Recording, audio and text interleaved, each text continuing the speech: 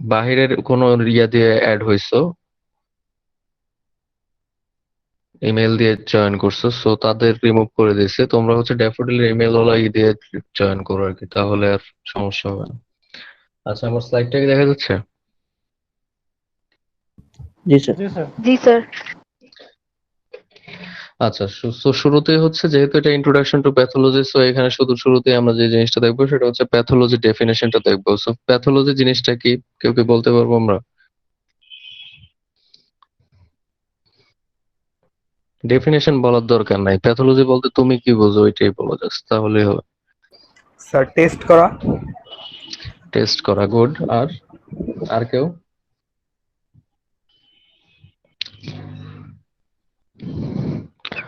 আচ্ছা, প্যাথোলজি বলতে আমরা বুঝি যে হচ্ছে ডায়াগনোসিস করা আর কি, কোন একটা ডিজিজকে ডায়াগনোসিস করাকে আমরা বুঝি হচ্ছে টেস্ট করা, যেটা জেনারেল পাবলিক বা জেনারেল পার্সন আমরা যারা আছি তারা বুঝি।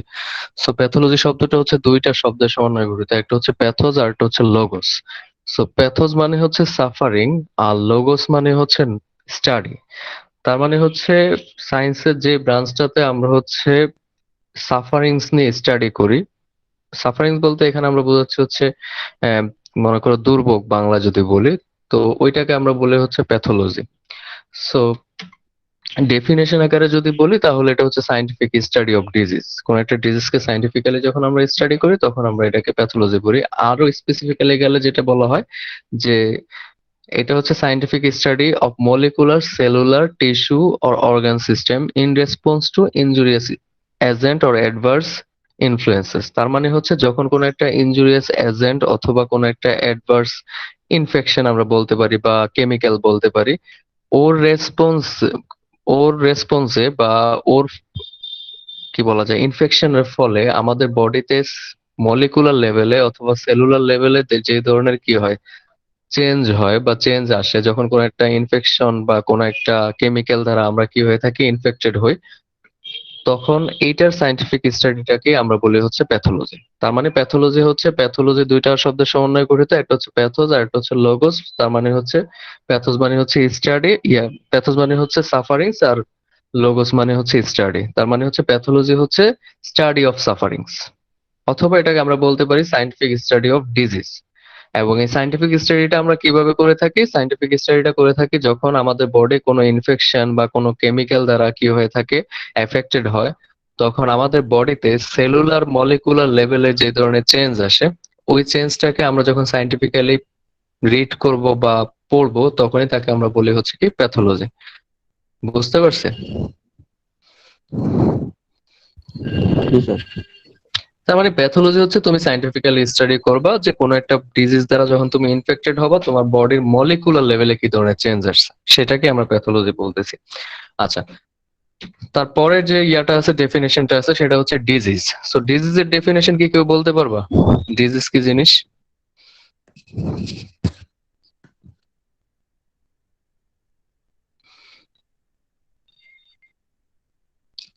আচ্ছা, মেবি বলতে পারবো না, ওকে ফাইন।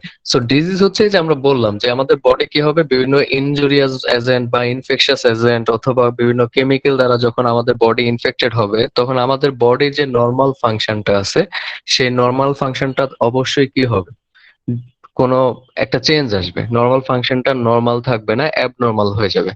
এই যে বডির যে নর্মাল ফাংশনটা কি হয়ে গেল, অ্যাবনর্মাল হয়ে গেল, এটাকে আমরা কি বলি, ডিজিজ কন্ডিশন বলি। তার মানে ডিজিজ হচ্ছে বডির একটা কন্ডিশন, যেটা হচ্ছে কি হবে, বডি তার নর্মাল ফাংশন বা বডির যে অর্গান বা অর্গান সিস্টেম গুলো আছে, তাদের নর্মাল ফাংশনটা কি হয়ে যাবে, লুজ হবে। তখনই তাকে আমরা কি বলতে পারি, ডিজিজ বলতে পারি। এবং ডিজিজ গুলার ক্ষেত্রে, যে কোনো ডিজিজের ক্ষেত্রে আমাদের অর্গান সেল অথবা অর্গানেলস বা সেলুলার যে পার্ট গুলো আছে সেলের ভিতরে, এগুলাতে কি হবে, ফাংশনাল কি হবে, চেঞ্জ আসবে।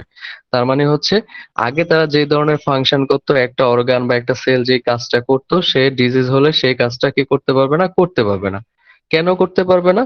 কারণ বিভিন্ন ডিজিজটা হয়েছে নিশ্চিত কোনো কিসের কারণে, কোনো এজেন্টের কারণে, সেটা হতে পারে কেমিক্যাল, কোনো ভাইরাস, ব্যাকটেরিয়া, এগুলোর কারণে কি হচ্ছে, ডিজিজ হচ্ছে।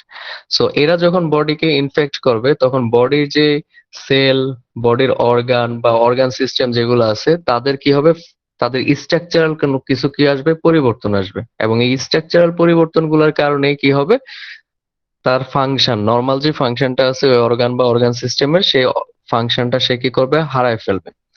এবং প্যাথোলজিস্ট, এজ এ প্যাথোলজিস্ট, তার কাজ হচ্ছে যে কোন একটা ডিজিজ ইনফেকশন বা কোন একটা ড্যামেজিং এজেন্ট দ্বারা যখন বডি কি হয়ে যাবে, ইনফেক্টেড হবে, তখন আমাদের প্যাথোলজিস্টদের কাজ হচ্ছে যে ওই অর্গান বা অর্গান সিস্টেমের স্ট্রাকচারাল কি ধরনের চেঞ্জ হয়েছে এই ইনফেকশনটার ফলে বা এই কেমিক্যালটার ফলে, এবং এই স্ট্রাকচারাল চেঞ্জের ফলে কি কি ফাংশনাল চেঞ্জ আসছে, এই জিনিসগুলো স্টাডি করাই হচ্ছে প্যাথোলজিস্টের কাজ। সো মোস্তাফিজ, আমাকে বলো যে ডিজিজের ডেফিনেশনটা কি বলছি আমি?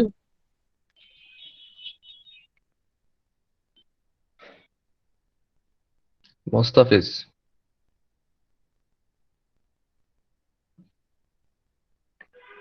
কে বল? হ্যাঁ মোস্তাফিজ বলো। হ্যাঁ, ডিজিজ, ডিজিজ বলতে কি বলছি আমি? ডিজিজের ডেফিনেশন হচ্ছে ডিজিজ হচ্ছে বডির নর্মাল কন্ডিশন ব্যাহত হবে। হ্যাঁ, বডির নর্মাল কন্ডিশন ব্যাহত হবে, এবং এই ব্যাহত হওয়ার কারণ হিসেবে আমরা বলছি বিভিন্ন ধরনের এজেন্টকে। সেটা হতে পারে কেমিক্যাল, সেটা হতে পারে ইনফেকশাস যে কোনো ধরনের এজেন্ট, যেমন ভাইরাস, ব্যাকটেরিয়া, এগুলোর কারণে আমাদের বডি কি হবে, নর্মাল ফাংশন হারাবে। কেন নর্মাল ফাংশন হারাবে? কারণ সে যে অর্গান বা মানে যে ইনফেকশনটা যখন আমাদের বডিকে ইনফেক্ট করে বা কোনো একটা কেমিক্যাল বডিকে ইনফেক্ট করে, তখন সে কি করবে, বডির ওই সেল, অর্গান, এদের কি করবে, স্ট্রাকচারটাকে কি করবে, ড্যামেজ করবে। আর কোন একটা অর্গান বা সেলের স্ট্রাকচার যখন ড্যামেজ হবে, তখন তার ফাংশনালও কি হবে, ড্যামেজ হবে। এবং দ্যাটস ওয়াই আমাদের বডিতে কি হচ্ছে, ডিজিজ হচ্ছে। সবাই বুঝছি তো নাকি? জি স্যার। জি স্যার। কারো কোশ্চেন থাকলে ফিল ফ্রি, এখানে কোনো কনফিউশন নাই, কোনো ধরনের মানে কি বলে, না পারলে যদি বকা দেওয়ার কোনো কিছু নাই, কোনো ধরনের প্রবলেম নাই, না বুঝলে জিজ্ঞেস করবো।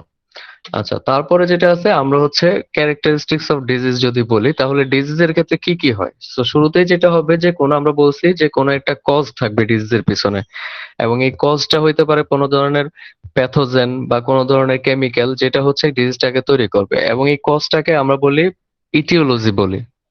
প্যাথোলজিক্যাল যদি একটা টার্ম বলি, তাহলে ইটিওলজি, ইটিওলজি হচ্ছে কি, কোন একটা ডিজিজ হওয়ার পিছনে যে আন্ডারলাইং কজ আছে, তাকে আমরা ইটিওলজি বলি। এবং এই কজটা হইতে পারে যে কোনো জিনিস যেটা ডিজিজ তৈরি করে, এটা তোমার লাইফ স্টাইলও হইতে পারে। আচ্ছা, তারপর প্যাথোজেনেসিস জিনিসটাকে, প্যাথোজেনেসিস হচ্ছে যখন কোন একটা প্যাথোজেন বা কোন একটা ডিজিজ কজিং এজেন্ট যে মেকানিজমের মাধ্যমে ডিজিজটা তৈরি করে। তার মানে ইটিওলজি হচ্ছে এজেন্টটা যেটা হচ্ছে ডিজিজ তৈরি করে, প্যাথোজেনেসিসটা হচ্ছে মেকানিজম, যে মেকানিজমের মাধ্যমে সে ডিজিজটা তৈরি করবে, তাকে আমরা বলি হচ্ছে কি, প্যাথোজেনেসিস। এবং এই প্যাথোজেনেসিসটাই হচ্ছে মেইনলি আমাদেরকে অ্যান্সার দেবে একটা কোশ্চেনের, যে কেন একটা ইন্ডিভিজুয়াল প্যাথোজেন একটা ইন্ডিভিজুয়াল পার্সনের মধ্যে ডিজিজ তৈরি করতে পারে। এই কোশ্চেনটার অ্যান্সার পাবো হচ্ছে তার মেকানিজম থেকে, যে কিছু প্যাথোজেন আছে কোনো মানুষের মধ্যে কি করতে পারে, ডিজিজ তৈরি করতে পারে, আবার কিছু আছে করতে পারে না। সো প্যাথোজেনেসিস যদি আমরা জানি, তাহলে আমরা বুঝতে পারবো যে কেন ওই প্যাথোজেনটা কোনো ইন্ডিভিজুয়ালে ডিজিজ তৈরি করতে পারছে বা আবার কোনো ইন্ডিভিজুয়ালে ডিজিজ তৈরি করতে পারে না। আচ্ছা, তারপর এখানে হচ্ছে মরফোলজি। আমরা বলছি যে যখনই সে কি করবে, প্যাথোজেনটা বডিকে অ্যাটাক করবে, তখন বডির সেল বা অর্গানের মরফোলজিক্যাল চেঞ্জ আসবে, মরফোলজিক্যাল চেঞ্জ বা স্ট্রাকচারাল চেঞ্জ হবে। এবং স্ট্রাকচারাল চেঞ্জ হলে তার ভিতরে কি হবে, বিভিন্ন ফাংশনাল ফিচার্স বা ফাংশনাল ইরর দেখাবে।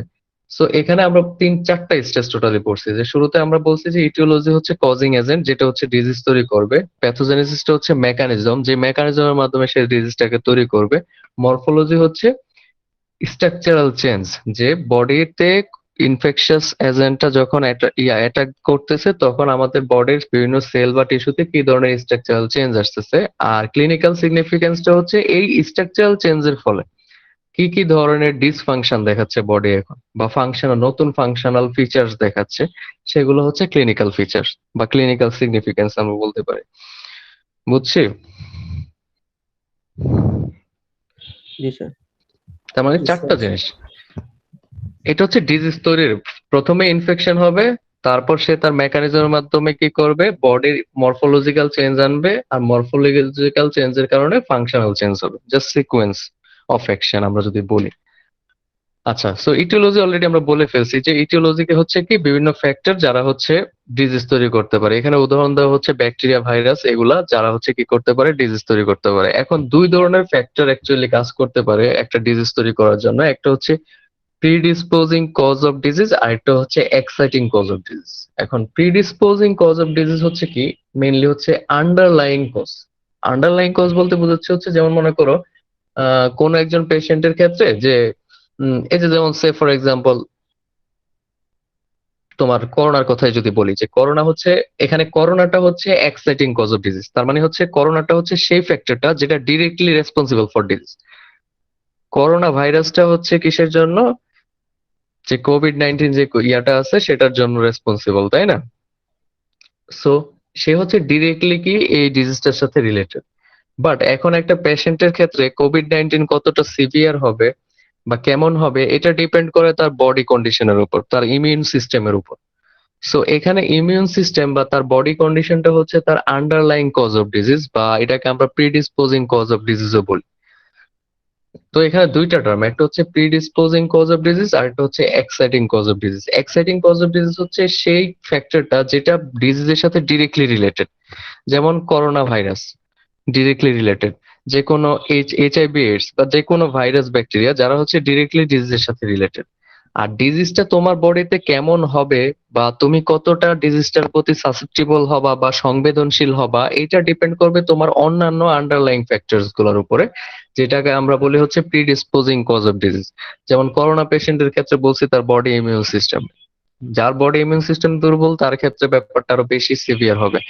আরেকটা জিনিস হচ্ছে, যেমন হচ্ছে করোনা হচ্ছে এজ যে পার্সন, মানে তার মানে হচ্ছে যার বয়স বেশি তাকে বেশি ইনফেক্টেড করতেছে বা তার জন্য বেশি সিভিয়ার হচ্ছে। সো এইটা হচ্ছে তার জন্য একটা প্রিডিসপোজিং কজ। কথা বলছে? জি স্যার। আচ্ছা, এইটুকুর মধ্যে কারো কোনো কোশ্চেন, এনিথিং, মানে বুঝি নাই যে স্যার এটা বুঝি নাই ওইটা বুঝি নাই? স্যার এই দুটো কজ আরেকবার একটু বলবেন? আচ্ছা, ওকে, ফাইন। সো আমি জাস্ট করোনা দিয়ে বোঝাচ্ছি, যে করোনা দিয়ে আবার একটু বলি যে করোনাটা হচ্ছে তোমার একজন মানুষের কোভিড-19 হওয়ার জন্য ডিরেক্টলি রেসপন্সিবল। কেউ করোনা ভাইরাস দ্বারা ইনফেক্টেড হলেই তার কি হবে, কোভিড-19 হবে। সো এটাকে আমরা বলতেছি, মানে যে ফ্যাক্টরটা ডিজিজের সাথে ডিরেক্টলি রিলেটেড, সেটাকে আমরা বলতেছি হচ্ছে এক্সাইটিং কজ অফ ডিজিজ। যেমন করোনা ভাইরাস, এটা হচ্ছে এক্সাইটিং কজ অফ কোভিড-19। আর ডিজিজটা কোন পার্সনের মধ্যে কতটা সিভিয়ার হবে, এইটা তার আন্ডারলাইং অনেকগুলো ফ্যাক্টরের উপর ডিপেন্ড করে, করোনা ভাইরাস ছাড়াও। সেটা কি কি?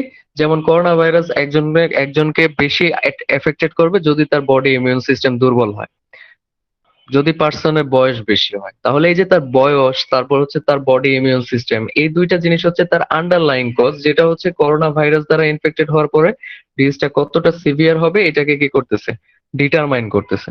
সো এই আন্ডারলাইং কজ গুলাকে আমরা বলি হচ্ছে প্রিডিসপোজিং কজ অফ ডিজিজ।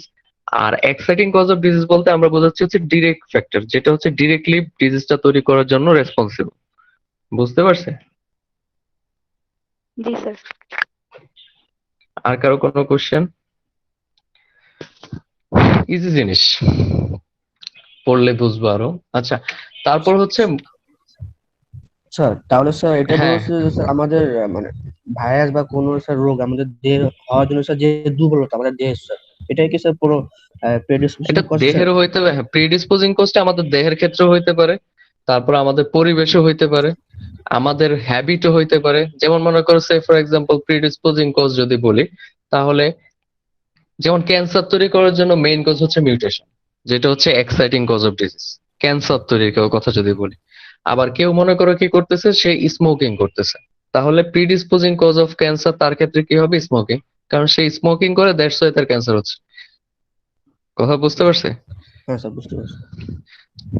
আচ্ছা, তারপরে যে এটা এনভায়রনমেন্টালও হইতে পারে, তোমার বডির কন্ডিশনও হইতে পারে, বা তোমার লাইফ স্টাইলও হইতে পারে, এনিথিং ক্যান প্রিডিসপোজিং কজ। আচ্ছা, এখন আমরা যে বলি যে কোন একটা মানে বডির বা সেলের আমরা মরফোলজি বা স্ট্রাকচারাল যে ফিচার্স গুলো আছে বা অল্টারেশন গুলো আছে ডিজিজ হওয়ার ক্ষেত্রে আমরা ওইগুলাকে স্টাডি করি, বা প্যাথোলজিতে আমরা ওইগুলা স্টাডি করি। এখন কি কি ধরনের স্টাডি হইতে পারে মরফোলজিক্যাল স্টাডি? যেমন হচ্ছে অটোপসি করা। অটোপসিটা হচ্ছে যখন কোনো একজন মানুষ মারা যায় তখন তার বডিটাকে ডাইসেক্ট করে কেটে একবারে রুট কোজটা দেখা হয়। ডায়াগনোসিস যখন আমরা নর্মালি করি তখন তার বডিটাকে আমরা কাটি না, বাট অটোপসি করার সময় দেখা গেছে আমরা ফুল বডি, যখন সে মারা যাচ্ছে, মারা যাওয়ার পরে আমরা ফুল বডিটাকে কেটে টেস্ট করতেছি। এবং অটোপসি কেন করি, এটার অ্যাডভান্টেজ কি, এটা আমরা পরের স্লাইডটাতেই দেখবো অটোপসি সম্পর্কে আর একটু ডিটেল। তো অটোপসিটা মেনলি আমরা করি হচ্ছে যখন একজন পেশেন্ট মারা যাবে তখন আমরা করি, এবং এটা হচ্ছে তার বডিটাকে পুরো কেটে ছিঁড়ে আমরা দেখি পুরা সেলুলার লেভেলে মাইক্রোস্কোপে অ্যানালাইসিস করে দেখি যে কি কি ধরনের চেঞ্জ আসছে তার বডিতে। আর বায়োপসির একটা উদাহরণ যদি দেই, যে কোনো, মনে করো একজন মানুষ, একজন না মানে যে কোনো ধরনেরই সার্জিক্যাল অপারেশন যখন হয় এবং দেখা গেছে যে সে ফর এক্সাম্পল কারো একজন কিডনিতে পাথর হয়েছে, সো কিডনি পাথরটা অপারেশন করার পরে যখন বডি থেকে বের করে ফেলা হবে তখন ওই পাথরটাকে বায়োপসির জন্য পাঠানো হবে।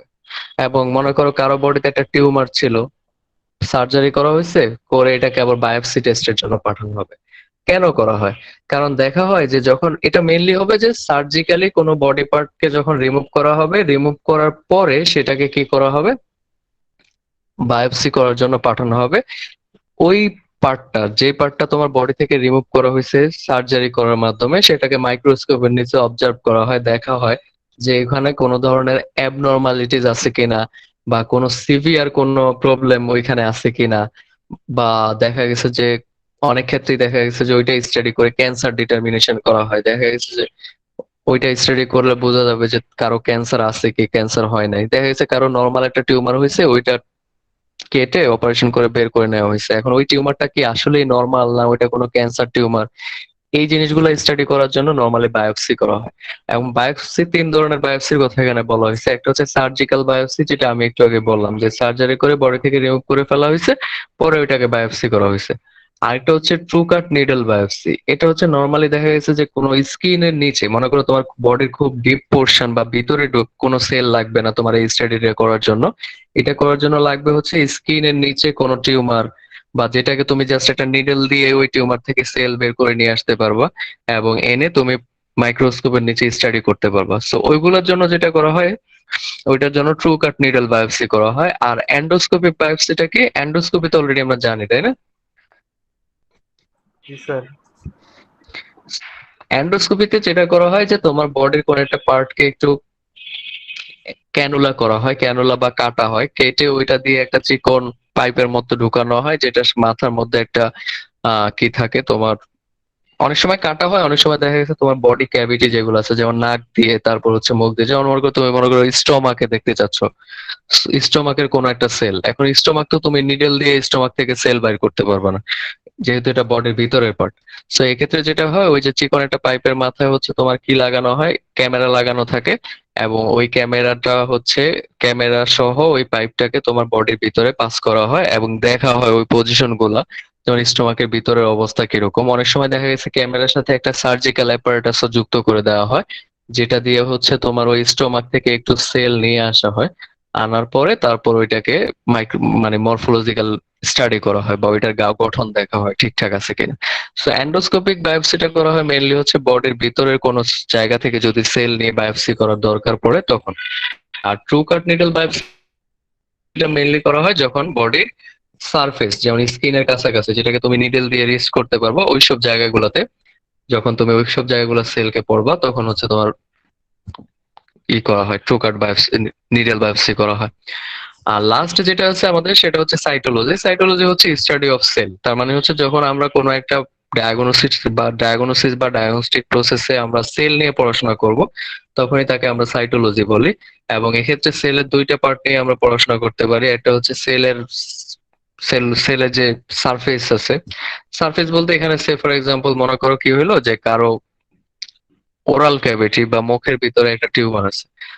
সো এই ক্ষেত্রে যেটা করা হয় যে এক্সফোলিয়েটিভ সাইটোলজির কথা বলা হয়েছে, যে এই ক্ষেত্রে যেটা করা হবে যে কোনো একটা কটন বা কোনো একটা কটন বাড যুক্ত দিয়ে তোমার ওই যে জায়গাটাতে তোমার কি আছে টিউমার জাতীয় যে প্রজেকশন বা টিউমার আছে, ওইটাকে তোমার কি করা হবে, ওইটা সেলের সারফেস থেকে একটু ঘষে তোমার কি নিয়ে হবে, মানে তোমার এটাকে বলা যায় এপিথেলিয়াল যে টিস্যু আছে সেটাকে নিয়ে আসা হবে এবং এনে ওইটাকে স্টাডি করা হবে। আর ফাইন নিডল অ্যাসপিরেশন যেটা, সেটাতে যেটা করা হবে যে একটা নিডল ঢুকায় দেওয়া হবে ওই টিউমারটার ভিতরে, ঢুকায় দিয়ে ভিতর থেকে পার্ট নিয়ে এসে স্টাডি করা হবে। সো দুই ধরনের স্টাডি এখানে হচ্ছে। এক্সপোলিয়েটিভ সাইটোলজি মানে হচ্ছে সারফেসটা যখন আমরা স্টাডি করব, আর ফাইন নিডল অ্যাসপিরেশন যেটা, সেটা হচ্ছে আমরা ভিতরে নিডল দিয়ে ভিতরে পার্ট নিয়ে এসে তারপর এটাকে স্টাডি করব। সো এখন অটোপসি কেন করি আসলে? অটোপসি মানে হচ্ছে সি ফর ওয়ান্স। এখন আমরা দেখো কোন একটা পেশেন্ট যখন যায় তখন পেশেন্টের কাছে শুনি যে তার কোন ধরনের সাইন দেখা যাচ্ছে তার বডিতে, এটা শুনি। তারপর বিভিন্ন ধরনের ডায়াগনস্টিক টেস্ট তাকে দেই, দিয়ে আমরা বুঝতে পারি যে তার আসলে কি ডিজিজটা হয়েছে। বাট অটোপসির ক্ষেত্রে যেটা হয় যে আমরা কিন্তু আর ওই ক্লিনিক্যাল তার কাছ থেকে শুনতেছি না, বা তাকে আমরা ডায়াগনোসিস রেজাল্টের উপরে আমরা ডিপেন্ড করতেছি না। আমরা তার পুরো বডিটাকে কেটে পুরো সেলুলার লেভেলে স্টাডি করে বুঝতে পারতেছি যে আসলে কি তার ওই ডিজিজটা ছিল কিনা বা ডিজিজটা হয়েছিল কিনা। তার মানে এখানে আমাদের আর ওই পেশেন্টের সাইনের উপর রিলাই করা লাগতেছে না, আবার হচ্ছে আমাদের হচ্ছে ডায়াগনস্টিক টেস্টের উপর রিলাই করা লাগতেছে না। আমরা একবারে সেলুলার লেভেলে গিয়ে স্টাডি করতে পারতেছি অটোপসি হওয়ার ক্ষেত্রে। এবং অটোপসি হলে কি কি ধরনের আমাদের ইউজ আছে অটোপসির, যেমন হচ্ছে আমরা কোন একজন মানুষ মারা গেল, সে কিভাবে মারা গেছে এটা আমরা অটোপসির মাধ্যমে ডিটারমাইন করতে পারবো, যেহেতু আমরা সেলুলার লেভেলে স্টাডি করতেছি। তারপর হচ্ছে আমরা যেটা করতে পারবো, যেমন অটোপসি করলে সে ফর এক্সাম্পল মনে করো একজন মানুষ ফাঁসি দিয়ে মারা গেছে। সো এক্ষেত্রে যেটা করা হয় যে তার যে ফাঁসি দিলে যেটা হয় আর কি, আমাদের মাথার সাথে আমাদের যে ফুল বডিটা, এখানে একটা কানেক্টিং বোন জয়েন্ট আছে যেটা হচ্ছে বল এবং কোটর টাইপ। বল কোটর টাইপ পড়ছি তো আমরা, এটা না ইন্টারমিডিয়েটে জয়েন্ট, জি স্যার।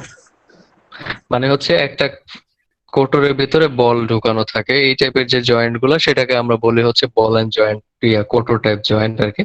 তো একজন ফাঁসি দিলে একজন মানুষকে কিভাবে বোঝা যাবে যে সে আসলে ফাঁসি দিছে কিনা? তার গলার মধ্যে দাগ থাকবে অবশ্যই সে ফাঁসি দিলে। সেকেন্ড থিং যেটা হচ্ছে মোস্ট ইম্পর্টেন্ট থিং, সেটা হচ্ছে তার ওই কোটর থেকে বলটা খুলে যাবে, মানে বোন যেটা হচ্ছে কোটরের ভিতরে ঢোকানো থাকে ওইটা খুলে যাবে।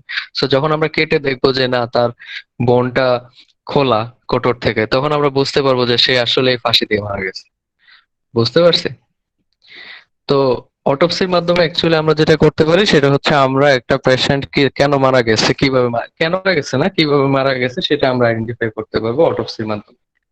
আচ্ছা, আরেকটা জিনিস যেটা হচ্ছে যে আমরা এই যে অনেক সময় ডায়াগনোসিস করে বলি যে তার এই ডিজিজটা হয়েছে, এখন আমাদের ডায়াগনস্টিক প্রসেসটা আসলেই ঠিক আছে কিনা, মানে আমরা যে ডায়াগনোসিসের যে রেজাল্টটা আসছে, আমাদের ডায়াগনস্টিক প্রসিডিউরটা আসলেই ঠিক রেজাল্ট দিচ্ছে কিনা, এটা আমরা ভ্যালিডেট করতে পারবো হচ্ছে কিসের মাধ্যমে? অটোপসি করার মাধ্যমে। যে আমরা দেখলাম একজন পেশেন্টের কি হয়েছে, মনে করো তোমার এইচআইভি এইডস হয়েছে, এখন আমরা তাকে মলিকুলার লেভেলে অটোপসি করার মাধ্যমে বুঝতে পারবো আসলে আমাদের ওই ডায়াগনোসিসটা ঠিক আছে কিনা, আসলে তার এইচআইভি এইডস হয়েছে কিনা। তারপর অটোপসির মাধ্যমে আরেকটা যেটা করা হয়, মেডিকেল স্টুডেন্টদের পড়ানো করা হয় আর কি, যে তাদেরকে কেটে কেটে দেখানো হয় ফুল বডিটা, এটাও অটোপসির মাধ্যমে করানো হয়। এবং একটা ডিজিজের কজ এবং হচ্ছে মেকানিজম, এটাও আমরা অটোপসি করার মাধ্যমে স্টাডি করতে পারবো। সো এগুলো হচ্ছে মোটামুটি অটোপসির অ্যাডভান্টেজ। আমাদের কে বলবা, যে কোনো একজন দুই তিনটা অ্যাডভান্টেজ বলো তো এতক্ষণ যে বললাম। সরোয়ার বলো।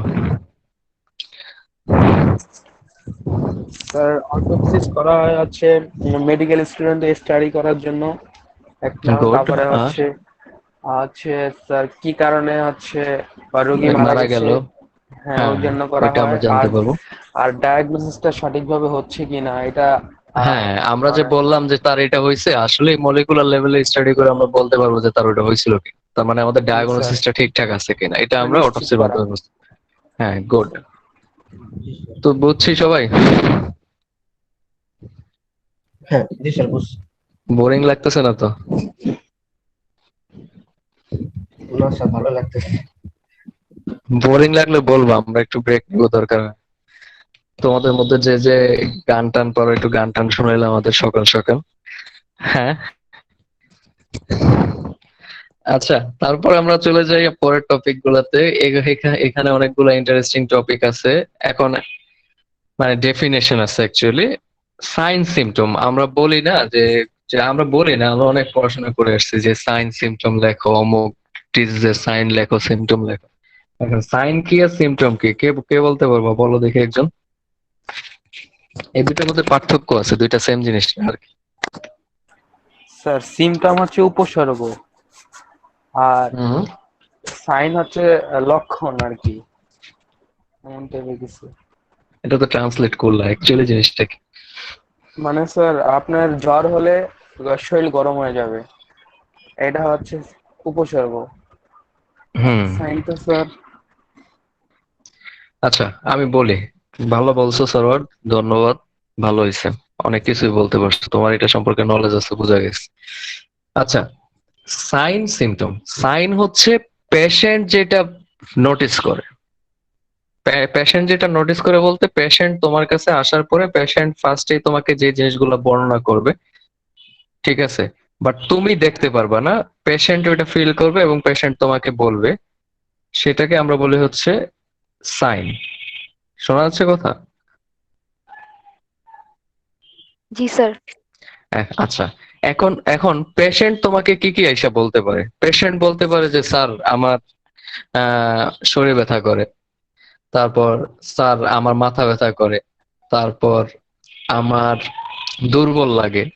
এখন এই যে শরীর ব্যথা, মাথা ব্যথা, দুর্বল, এটা কি তুমি দেখতেছো as a physician?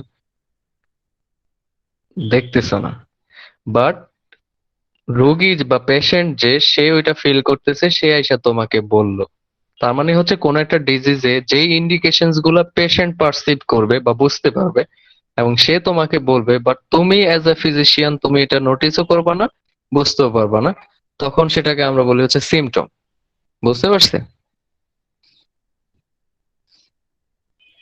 G sir, G sir. R sign জিনিসটা হচ্ছে তিনটা জিনিস তুমি এখানে করতে পারবে। একটা হচ্ছে তুমি এটা দেখবা, তারপর তুমি এটাকে টাচ করতে পারবা, আবার তুমি এটাকে পরিমাপও করতে পারবা। এই তিন ধরনের ক্যারেক্টারিস্টিক্স এর মধ্যে যে কোনো ক্যারেক্টারিস্টিক্স যদি থাকে, তখন সেটাকে আমরা বলি সাইন। এখন কি কি হইতে পারে? যেমন কোন একজন মানুষের, মনে করো তাকে কোন একটা পোকা কামড় দিছে, তাহলে তার ওই জায়গাটা লাল হয়ে যাবে, এটা তুমি দেখতেছো, তার মানে এটা হচ্ছে কি সাইন। তারপর ফুলে গেল পোকা কামড়ের ফলে, এটা তুমি দেখতেছো, প্লাস হচ্ছে হাত দিয়ে ফিলও করতেছো। সো এটা হচ্ছে তার একটা কি সাইন। আবার হচ্ছে টেম্পারেচার, মনে করো তুমি টাচ করার কথা বলছি, যে টাচ করে তুমি ফিল করতে পারবা। সো কারো বডিতে টেম্পারেচার বেড়ে গেছে, তুমি এটা হাত দিয়ে দেখতে পারবা। সো এটা হচ্ছে তার সাইন। এবং এটাকে ইন দ্য মিন টাইম তুমি এটাকে কি করতে পারবা, পরিমাপও করতে পারবা। তার মানে তিনটা ক্যারেক্টারিস্টিক্স, একটা হচ্ছে তুমি দেখবা, টাচ করতে পারবা, আর একটা হচ্ছে মেজারমেন্ট করতে পারবা। এই ধরনের ক্যারেক্টারিস্টিক্স যদি থাকে, তাহলে তাকে আমরা বলি হচ্ছে কি সাইন। আর যদি তুমি হচ্ছে পেশেন্ট আইসা তোমাকে যেটা বলবে, বাট তুমি ওটাকে দেখতেও পারবা না, টাচও করতে পারবা না, মেজারও করতে পারবা না, সেটাকে আমরা বলি হচ্ছে সিম্পটম। বুঝছি? জি স্যার। হুম? কেউ আসো বুঝো নাই?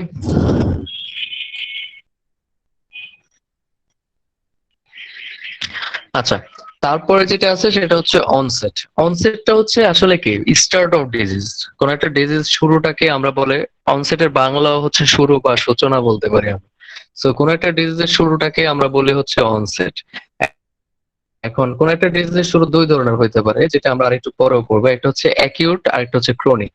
অ্যাকিউট মানে হচ্ছে সাডেন, আর ক্রনিক মানে হচ্ছে গ্র্যাজুয়াল, আস্তে আস্তে, স্লোলি। যদি কোন একটা ডিজিজের কি বলা যায়, স্টার্টটা হয়ে যায় হঠাৎ করে, তখন তাকে আমরা বলি অ্যাকিউট ডিজিজ। আর কোন একটা ডিজিজ যদি গ্র্যাজুয়ালি, স্লোলি, আস্তে আস্তে হয়, তখন সেটাকে আমরা বলি হচ্ছে ক্রনিক ডিজিজ। প্রগনোসিস, তারপরে যে টার্মটা আছে, প্রগনোসিস মানে হচ্ছে ফেট অফ ডিজিজ বা আউটকাম অফ ডিজিজ। ফেট আর আউটকাম মানে প্রগনোসিস একই জিনিস, একই টাইপের জিনিস। যে প্রগনোসিস মানে হচ্ছে তোমার, এটা ফার্স্টে হিপোক্রেটস এই প্রগনোসিসটা সম্পর্কে বলছে, যে প্রগনোসিস হচ্ছে তোমার সাইন সিমটম দেখে বলা যে আসলে তোমার ডিজিজটার আউটকাম কি হবে। যে ওই যে বাংলা মুভিতে আমরা দেখতাম না, যে সরি ডাক্তার সরি বলে দিত। হ্যাঁ, যে সে সাইন সিমটম দেখছে, দেখে এসে বলল সরি, আমরা তাকে বাঁচাতে পারবো না বা বাঁচাতে পারলাম না, কাইন্ড অফ থিং। তো প্রগনোসিস মানে হচ্ছে ফেট, যে আসলে কি টাইপের হইতে পারে, যেটা ভালো হইতে পারে খারাপ হইতে পারে। অনেক সময় মুভিতে দেখছি যে আইসা ডাক্তার বলে অপারেশন সাকসেসফুল, বা তো ওইটা হচ্ছে গুড। আর ব্যাডও হইতে পারে যে সরি বলে দিল। আর কমপ্লিকেশন লাস্ট যে টার্মটা আছে সেটা হচ্ছে কি, যে একটা ডিজিজের সাথে আরেকটা ডিজিজের রিলেশন, এটাকে আমরা বলি হচ্ছে কমপ্লিকেশন। যেমন কোন একটা পেশেন্টের ক্ষেত্রে যে সে তার হার্ট ফেল করলো। হার্ট ফেলিওর মানে কি, হার্ট ফেল মানে হচ্ছে তার বডি, হার্ট হচ্ছে কি করতে পারতেছে না, ব্লাড পাম্প করতে পারতেছে না। এখন হার্ট যদি ব্লাডকে ঠিকভাবে পাম্প না করতে পারে, তাহলে দেখা গেছে কি হবে, আমাদের আমাদের যে ব্রেইন আছে, ব্রেইনের ভিতরে ব্লাডের লোড বেড়ে যাবে। ঠিক আছে, লোড বেড়ে যাবে বলতে ব্লাডের পরিমাণ বেড়ে যাবে যদি হার্ট ফেল করে। এখন ব্লাডের পরিমাণ যদি ব্রেইনের মধ্যে বেড়ে যায় তাহলে কি হবে, কারণ ব্লাডটাকে ফিল্টার করে কি কিডনি, কিডনির উপরে তাহলে প্রেসার পড়বে, যেহেতু ব্লাডের পরিমাণ বেড়ে গেছে ব্রেইনের মধ্যে। সো কিডনির উপর প্রেসার করলে দেখা গেছে কিডনিও ফেল করার সম্ভাবনা থাকে। তার মানে হচ্ছে হার্ট ফেলের সাথে কিডনি ফেলিওরের একটা কি আছে, রিলেশন আছে। এটাকে আমরা বলতে পারি হচ্ছে কমপ্লিকেশন। বুঝতে পারছি? যেমন তোমার কারো অ্যাজমা আছে, এখন কারো অ্যাজমা থাকলে, যার অ্যাজমা আছে তার ক্ষেত্রে দেখা গেছে তার আবার অ্যাজমা না, সরি, কারো অ্যালার্জি আছে। এখন অ্যালার্জি থাকলে দেখা গেছে তার আবার অ্যাজমার প্রবলেমও দেখা দেয়, তাই না? তো একটার সাথে আরেকটার যে রিলেশন, এটাকে আমরা কমপ্লিকেশনস বলতেছি। বুঝতে পারছি? জি স্যার। কোনো কোশ্চেন? নাই। আচ্ছা, এখন একটা ডিজিজের নামকরণ অনেকভাবে আমরা করি। তো শুরুতে যদি আমরা কজ অফ ডিজিজ নিয়ে চিন্তা করি, যে ডিজিজের কজের সাথে তার নামকরণটাকে আমরা রিলেট করব এখানে, যে ওই ওই ক্ষেত্রে আমরা ডিজিজকে দুই ভাগে ভাগ করতে পারি, একটা হচ্ছে প্রাইমারি ডিজিজ আর একটা হচ্ছে সেকেন্ডারি।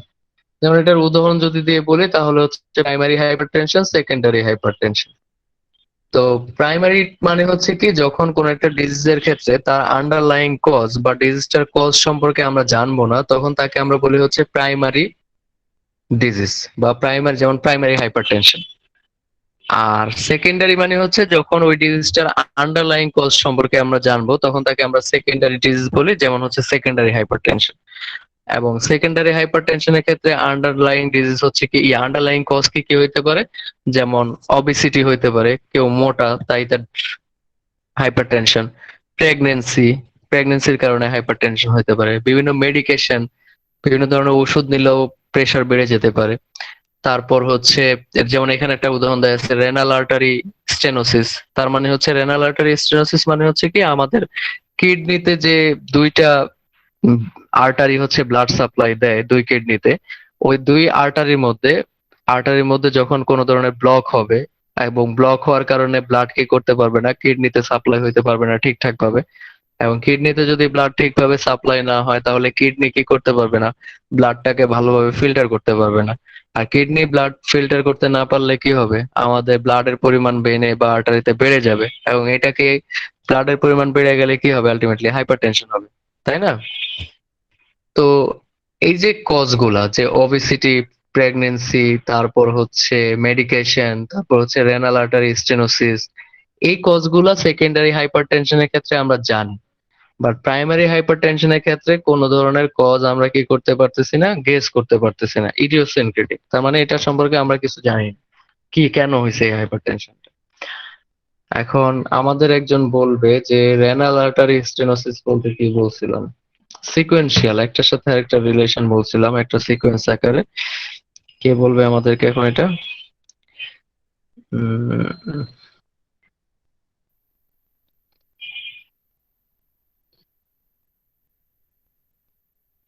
মেয়েদের মধ্যে একজন বলো, যে কেউ।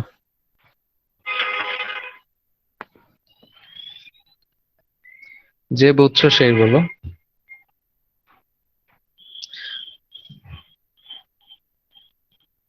কেউই বুঝো নাই?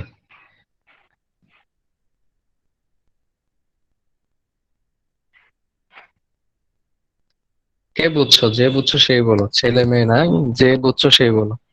রেনাল আর্টারি স্টেনোসিস কি বলছিলাম?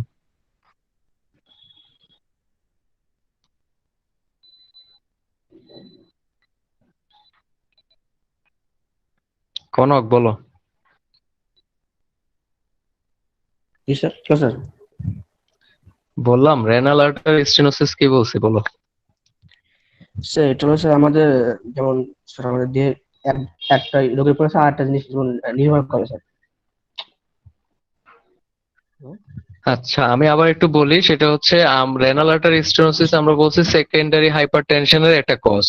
এবং রেনাল আর্টারি স্টেনোসিস এর ক্ষেত্রে কি হবে যে আমাদের যে আর্টারি গুলো দুইটা কিডনিতে, আমাদের দুইটা কিডনি আছে এটা তো সবাই জানি দুই পাশে, এই দুইটা কিডনিতে যে আর্টারিটা ব্লাড সাপ্লাই দেয় ওই আর্টারিতে কি হবে, কোনো ধরনের ব্লকেজ হবে বা ব্লক হবে। এতে করে কি হবে, আমাদের যে আর্টারি গুলা কি করে কিডনিতে ব্লাড সাপ্লাই দেওয়ার কথা, হার্ট থেকে যে ব্লাডটা আসে, বাট যেহেতু ব্লকেজ হয়েছে বা ব্লক হয়েছে এর কারণে তারা কি করতে পারবে না, কিডনিতে ব্লাড সাপ্লাই দিতে পারবে না। আর কিডনিতে ব্লাড সাপ্লাই না দেওয়ার কারণে কি হবে, কিডনি ব্লাডটাকে ফিল্টার করতে পারবে না। আর কিডনি ব্লাড ফিল্টার করতে না পারা মানে হচ্ছে আমাদের বডিতে ব্লাডের ভলিউম বেড়ে যাওয়া, যেহেতু ফিল্টার হয়ে ইউরিন তৈরি হচ্ছে না। তার মানে হচ্ছে ব্লাডের পরিমাণ বডিতে বেড়ে যাবে, আর ব্লাডের পরিমাণ বডিতে বেড়ে গেলে কি হবে, হাইপারটেনশন হবে। বুঝতে পারছি? So, আমরা রেনাল আর্টারি স্টেনোসিসটাকে বলছি হচ্ছে একটা কজ অফ সেকেন্ডারি হাইপারটেনশন। এবং আমরা সেকেন্ডারি হাইপারটেনশন বলতে কি বুঝছি, এটা আমাকে বলবে অনামিকা। বলো অনামিকা, বলবো হচ্ছে সেকেন্ডারি হাইপারটেনশন কি জিনিস। অনামিকা তো দুইজন। আচ্ছা হ্যাঁ, অনামিকা সরকারি বলো। হ্যাঁ স্যার, বলো। সেকেন্ডারি হাইপারটেনশন, হ্যাঁ সেকেন্ডারি হাইপারটেনশন হচ্ছে মনে করেন এই যে আপনি এখন যে বললেন কিডনিতে যদি কোনো কিছু একটা ব্লকেজ হয়ে যায়, দুইটা কিডনিতে বা কোনো ধমনী যদি ব্লকেজ হয়ে যায় তাহলে সেখানে হুম হুম। রক্তচাপ বেড়ে যায়। তাহলে কিডনিতে রক্তের পরিমাণ বিশুদ্ধ করতে পারে না, তাহলে কিডনিতে রক্তের ফেরত দেয়, আমাদের রক্তের পরিমাণ বেড়ে যায়। আর রক্তের আচ্ছা পরিমাণ বেড়ে হ্যাঁ, গেলে হাইপারটেনশন হয়। তার মানে হচ্ছে এখানে আমরা কজটা জানতেছি যে কেন হাইপারটেনশনটা হয়েছে। তার মানে যেই ক্ষেত্রে আমরা হাইপারটেনশনের কজটা জানবো তাকে আমরা বলতেছি হচ্ছে সেকেন্ডারি হাইপারটেনশন। বাট যদি কজটা আমাদের কাছে আননোন থাকে তাহলে আমরা তাকে প্রাইমারি হাইপারটেনশন বলি। আরেকটা জিনিস হয়, প্রাইমারি এবং সেকেন্ডারি এই দুইটা টার্মকে ইউজ করে আমরা করি, যেমন হচ্ছে ক্যান্সারের ক্ষেত্রে আমরা স্টেজিং এর জন্য এই টার্ম গুলাকে ইউজ করি, যে primary stage, secondary stage, tertiary stage. Cancer ডিজিজটা কোন স্টেজে আছে এইটার উপর ডিপেন্ড করে আমরা স্টেজিংটা করি। এটা প্রাইমারি, সেকেন্ডারি, টার্সিয়ারি এই টাইপের হয়। আচ্ছা, তারপর হচ্ছে অ্যাকিউট আর হচ্ছে ক্রনিক। অ্যাকিউটটা আমরা অলরেডি বলে ফেলছি, এটা হচ্ছে ডায়নামিক্স অফ ডিজিজের বেসিসে আমরা মানে ডিজিজকে দুই ভাগে ভাগ করতে পারি। ডায়নামিক্স মানে হচ্ছে কত দ্রুত হচ্ছে বা তার হওয়ার মানে ডিজিজের প্রোগ্রেশনটার, যদি আমরা টাইম লাইনকে চিন্তা করি তাহলে সেটা কি ফাস্ট হচ্ছে না স্লো হচ্ছে। এটার বেসিসে দুই ধরনের ডিজিজ হয়, একটা হচ্ছে অ্যাকিউট ডিজিজ আর একটা হচ্ছে ক্রনিক ডিজিজ। এবং খুবই খুবই গুরুত্বপূর্ণ দুইটা টার্ম। যে অ্যাকিউট হচ্ছে কি, যে ডিজিজটা হঠাৎ করেই অনসেট হবে। যেমন আমি একটা উদাহরণ দিয়ে যদি বলি, হ্যাপাটাইটিস ই যদি হয়, হ্যাপাটাইটিস বিটা হচ্ছে একটা ক্রনিক ডিজিজ, যেটা হচ্ছে স্লোলি স্লোলি তোমার বডিকে ড্যামেজ করবে, স্লোলি স্লোলি লিভার ড্যামেজ হবে। হ্যাপাটাইটিস বিটা হচ্ছে এই কারণে। এবং ক্রনিক ডিজিজটা হচ্ছে যেই ডিজিজটা লং টাইম ধরে তোমার আস্তে আস্তে আস্তে আস্তে বডিতে ডেভেলপ করবে, সেটাকে আমরা বলি হচ্ছে ক্রনিক ডিজিজ। আর অ্যাকিউট ডিজিজটা হচ্ছে হঠাৎ করে একবারে, মনে করো হ্যাপাটাইটিস ই এর ক্ষেত্রে যেটা হয়, ই ভাইরাসটা বডিতে ঢোকার সাথে সাথে দেখা গেছে যে কয়েক সপ্তাহখানেকের মধ্যে তোমার লিভারকে একবারে মনে করো অনেক অংশ লিভার ড্যামেজ করে ফেলে। তো এটা হচ্ছে অ্যাকিউট। আর ক্রনিকটা হচ্ছে আস্তে আস্তে, তুমি বুঝতে পারবে না। কিডনি ফেলিউর যে হয়, কিডনি কিন্তু স্লোলি স্লোলি তোমার ড্যামেজ হয়। কিডনি প্রায় 50% পর্যন্ত ড্যামেজ হয়ে গেলেও তোমার নর্মাল ফাংশন থাকে বডি, তুমি বুঝতেই পারবে না যে কিডনির 50% ড্যামেজ হয়ে গেছে। কিন্তু যখন 50-র উপরে চলে যায় তখন আস্তে আস্তে বোঝা যায় যে না, দেয়ার ইজ সামথিং। ঠিক আছে, সো অ্যাকিউটটা হচ্ছে ইন আ সেন্স ভালো, কারণ তোমার বডি দ্রুত রেসপন্স দিচ্ছে, তার ফলে তুমি দ্রুত অ্যাকশন নিতে পারতেছো। ঠিক আছে, যদি তুমি হঠাৎ করে মনে করো এমন ইনটলারেবল কন্ডিশন হয়ে যায় যে তুমি আর টলারেট করতে পারতেছো না, তাহলে তুমি অবশ্যই ডাক্তারের কাছে যাবে এবং ট্রিটমেন্ট নিবে। বাট ক্রনিকের ক্ষেত্রে যেটা হয় যে তোমার স্লোলি স্লোলি তোমাকে ড্যামেজ করবে, তুমি বুঝতে পারবে না, একটা সময় গিয়ে দেখা গেছে যে অনেকটুক ড্যামেজ হয়ে গেছে। ঠিক আছে, তো অ্যাকিউট ক্রনিক খুবই গুরুত্বপূর্ণ টার্ম, যেটা তুমি হচ্ছে বুঝবার। যেমন ক্রনিকের একটা উদাহরণ দাও তো, যে কোনো একটা ক্রনিক ডিজিজের যেটা অনেক দিন ধরে আমাদের বডিতে থাকে বা ডেভেলপ করে। খুবই অনেক ডিজিজ আছে। হাইপারটেনশন, যাদের হাইপারটেনশন থাকে এটা একটা ক্রনিক ডিজিজ, যেটা হচ্ছে ব্লাড ক্যান্সার স্যার, হ্যাঁ sir diabetes, blood cancer diabetes. Diabetes, good. Diabetes হচ্ছে একটা ক্রনিক ডিজিজ। আরিফ কি যেন বলতেছিল? স্যার ব্লাড ক্যান্সার তো অনেক আগে থেকে বোঝা যায় না, পরে যে বোঝা যায়। এটাও ক্যান্সার পেশেন্ট, ক্যান্সারও কিন্তু মানুষ 5 বছর বাঁচে, 4-5 বছর বাঁচে ক্যান্সার হওয়ার পরও। তার মানে এটা ইটসেলফ ক্রনিক। তো বুঝছি আমরা মোটামুটি, তাই তো? হ্যাঁ, আচ্ছা। জি স্যার। তারপরে দুইটা টার্ম আছে, একটা হচ্ছে বিনাইন আর একটা হচ্ছে ম্যালাইন। এটা ম্যালিগনেন্ট বা এটাকে আমরা ম্যালাইনও বলতে পারি। আচ্ছা, এখন বিনাইন মানে হচ্ছে কি, যদি আমি দুইটা উদাহরণ দিয়ে বোঝাই, টিউমার দুই ধরনের হয়, একটা হচ্ছে বিনাইন টিউমার আর একটা হচ্ছে ম্যালাইন টিউমার। এখন বিনাইন টিউমার মানে হচ্ছে, বিনাইনের মানে হচ্ছে কাইন্ড, দয়ালু, যে বেশি ক্ষতি করে না। সো বিনাইন টিউমার মানে হচ্ছে যে টিউমারটা তোমার বডিতে মনে করো কোন একটা সার্টেন জায়গাতে হয়েছে, সে ওই জায়গাতেই আছে, ওই জায়গার সেল গুলা বা ওই জায়গার সারাউন্ডিংস থেকে খাবার টাবার নিয়ে সে আস্তে আস্তে বড় হচ্ছে, সে কোথাও ছড়ায় পড়তেছে না, যে জায়গাতে তৈরি হয়েছে সেম ওই জায়গাটাতেই স্টিক অবস্থায় আছে। তো এই যে টিউমারটা, এটাকে আমরা বলতেছি হচ্ছে বেনাইন টিউমার। সে ক্ষতি করবে না তা না, বাট তার ক্ষতির পরিমাণটা খুব সামান্য। দেখা গেছে যে সে জাস্ট তোমার বডির এনার্জির উপরে ভাগ বসাচ্ছে, এবং সে আবার আরেকটা ক্ষতি যেটা করতেছে, যে সে যদি দেখা গেছে বড় হইতে হইতে এতটাই বড় হয়ে গেছে যে তোমার মনে করো নিচে যে অর্গান গুলো আছে তার, সেগুলোর উপর এখন প্রেসার দিচ্ছে সে, কিন্তু সে ছড়ায় পড়বে না, অন্য কোথাও গিয়ে ক্ষতি করার চেষ্টা করবে না। তো এইগুলাকে আমরা বলে হচ্ছে বেনাইন বা বিনাইন টিউমার বলতে পারি আমরা। এটা আমি টিউমার দিয়ে উদাহরণ দিলাম, বাট বিনাইন অনেক ধরনের হয়, যেমন বিনাইন হাইপারটেনশন, মেলাইন হাইপারটেনশন, এটাও হয়।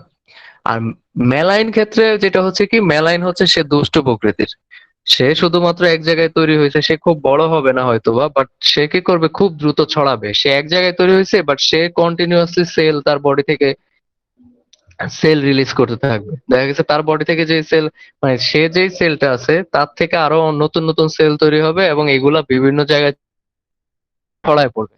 দেখা গেছে খুব গুরুত্বপূর্ণ অর্গানেও ছড়ায় পড়তে পারে, যেমন লিভার, তারপর হচ্ছে কিডনি, লাং, এগুলোতেও ছড়ায় পড়তে পারে।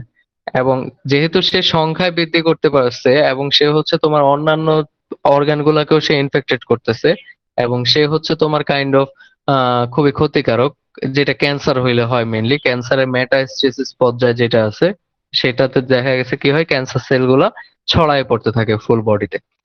সো এদেরকে আমরা বলি হচ্ছে malignant cancer. So benign cancer মানে হচ্ছে যে ক্যান্সার বা যে টিউমারটা হচ্ছে একটা জায়গাতেই তৈরি হবে, ওইখান থেকে এনার্জি নিয়ে সে হচ্ছে বড় হতে থাকবে, এবং বড় হওয়ার সাথে সাথে সে দুই দুই ধরনের ক্ষতির কথা আমরা বললাম, যেমন হচ্ছে সে তোমার বডি থেকে এনার্জি নিচ্ছে, এটা একটা ক্ষতি। আরেকটা ক্ষতি হচ্ছে কি, যে সে তোমার যেই জায়গাটাতে তৈরি হয়েছে বড় হইতে হইতে দেখা গেছে ওই জায়গাতেই প্রেসার তৈরি করতেছে, ওই জায়গাতেই ওই নিচে যে অর্গান গুলো আছে তাদের উপর চাপ দিচ্ছে।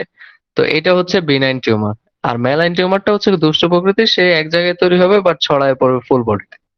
এখানে হাইপার টেনশন দিয়ে বোঝাইছে বিনাইন হাইপার টেনশন, তার মানে কম ক্ষতিকারক হাইপার টেনশন, যেটা হচ্ছে তোমার বডিতে খুব বেশি ক্ষতি করবে না, বা করলেও যেটা হচ্ছে খুব সামান্য।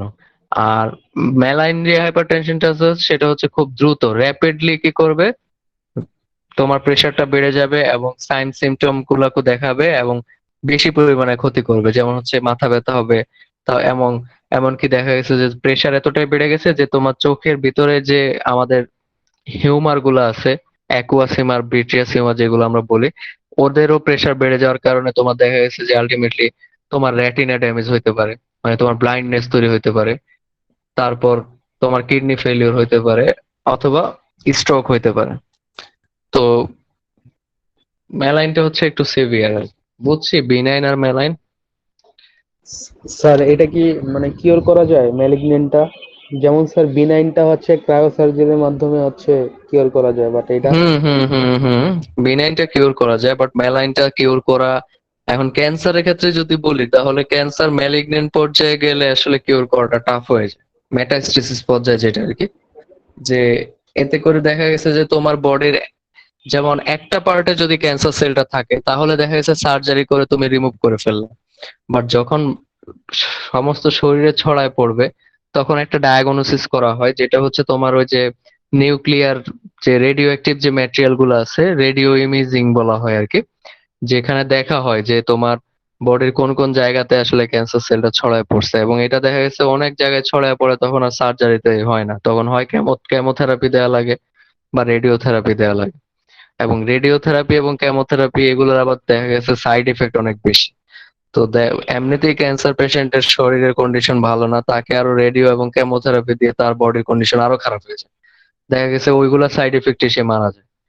কথা বুঝছো? সো ওই ক্ষেত্রে চান্সেস খুব কম, তুমি যেটা বললে আর কি।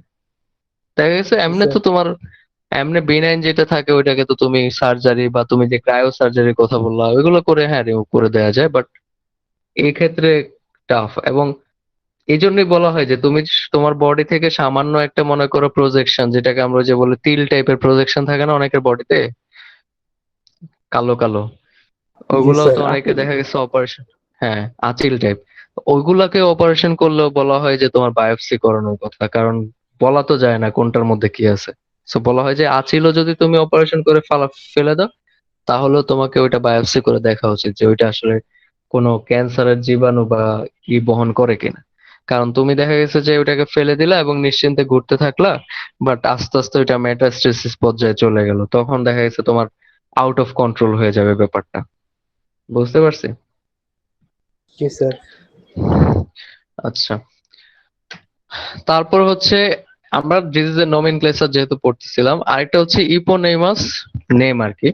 এটা আসলে কি জিনিস? অনেক ডিজিজেরই দেখবা যে নামকরণটা কোনো বিজ্ঞানীর নামের সাথে বা যে ডিজিজটা আবিষ্কার করছে বা প্রথম ডেসক্রাইব করছে তার নামের সাথে রিলেট করে দেয়া। এই ধরনের নামগুলাকে আমরা বলি হচ্ছে এপোনাইমাস নেম বলি আর কি। এবং এটার কয়েকটা উদাহরণ যদি আমরা বলি, তাহলে ফার্স্টে আমাদের যে উদাহরণ আছে সেটা হচ্ছে গ্রেভস ডিজিজ। এখন গ্রেভস ডিজিজটা আসলে কি জিনিস? গ্রেভস ডিজিজটা হচ্ছে আমাদের যে থাইরয়েড গ্ল্যান্ড আছে, থাইরয়েড গ্ল্যান্ড কই থাকে কেউ একজন বলো তো দেখি, কে বলবা? স্যার গলায়, মানে গলায় নেকে, থাকে, হ্যাঁ। গেনের নিচে, নেকের নিচে আর কি। হ্যাঁ, গলায় বাটারফ্লাই শেপের যে গ্ল্যান্ডটা থাকে সেটাকে আমরা থাইরয়েড গ্ল্যান্ড বলি। এবং গ্রেভস ডিজিজটা হচ্ছে একটা অটো ইমিউন ডিজিজ, যেখানে হচ্ছে তোমার থাইরয়েড গ্ল্যান্ডটাকে, অটো ইমিউন ডিজিজ তো জানি নাকি? হুম, জানি না।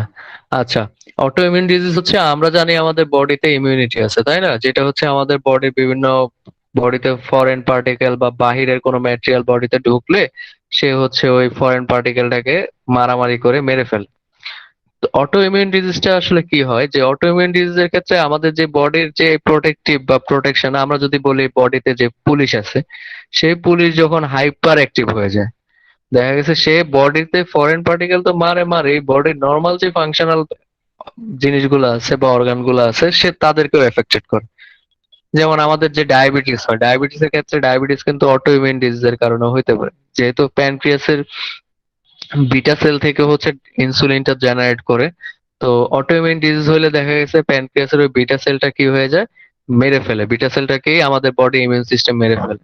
তো এতে করে দেখা গেছে ওই আর ডায়াবেটিস বা ইনসুলিন তৈরি হইতে পারে না বডি থেকে। তো অটো ইমিউন ডিজিজ বলতে বোঝাচ্ছে হচ্ছে কি, যে ডিজিজটা বডির ইমিউনিটি নিজেই তৈরি করে হাইপার অ্যাক্টিভ হয়ে যাওয়ার কারণে, তখন তাকে আমরা বলি হচ্ছে অটো ইমিউন ডিজিজ। এবং গ্রেভস ডিজিজটা হচ্ছে একটা অটো ইমিউন ডিজিজ, যেটা হচ্ছে মেইনলি আমাদের থাইরয়েড গ্ল্যান্ডকে ইনফেক্ট করবে বা এফেক্ট করবে। এবং আমাদের থাইরয়েড গ্ল্যান্ড হচ্ছে একটা বাটারফ্লাই শেপের একটা গ্ল্যান্ড, যেটা হচ্ছে আমাদের গলার মধ্যে থাকে, এবং এর কাজ হচ্ছে T3 T4 নামক হরমোন বা থাইরয়েড হরমোন তৈরি করা। তো এই ক্ষেত্রে যেটা হবে যে গ্রেভস ডিজিজের ক্ষেত্রে আমাদের বেশি পরিমাণে থাইরয়েড হরমোন তৈরি হবে, T3 T4 হরমোন। এবং থাইরয়েড হরমোন গুলো হচ্ছে আমাদের বডির এনার্জি ইউটিলাইজেশনের সাথে রিলেটেড। সো যেহেতু বেশি পরিমাণে হরমোন তৈরি হচ্ছে, তার মানে বডি বেশি পরিমাণে এনার্জি ইউটিলাইজ করার চেষ্টা করবে। এবং এনার্জি ইউটিলাইজ করা মানে কি, বডির পুরা বডিতে যতগুলা সেল আছে সবগুলা সেলই তখন কি হবে, ইনফেক্টেড হবে, যে তারা ঠিকঠাক ভাবে এনার্জি পাবে না। তো এটা হচ্ছে গ্রেভস ডিজিজ।